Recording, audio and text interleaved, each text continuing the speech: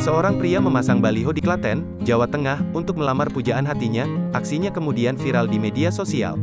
Baliho tersebut dipasang di jalan utama di Klaten, tepatnya di Simpang 5 Plaza Klaten, Jalan Pemuda. Terpampang tulisan Maya Eka Wijayanti, "Mau gak jadi istriku?" alias "Will you marry me?" di baliho berukuran besar itu. Yang memasang baliho itu kemudian terungkap, ternyata polisi asal Malang, Jawa Timur.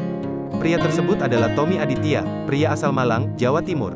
Tommy Aditya merupakan polisi lulusan Akpol 2018 yang bertugas di Mabes Polri dengan pangkat Ibda. Tommy Aditya mengaku menyewa baliho tersebut selama 2 hari jelang acara lamaran yang akan diselenggarakan hari Minggu, tanggal 8 Mei tahun 2022.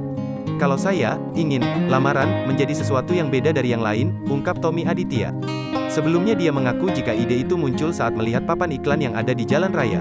Sempat mencari tempat yang pas untuk melaksanakan niatnya tersebut, akhirnya pilihannya jatuh di baliho yang berada di Simpang 5 Plaza Klaten, Jalan Pemuda.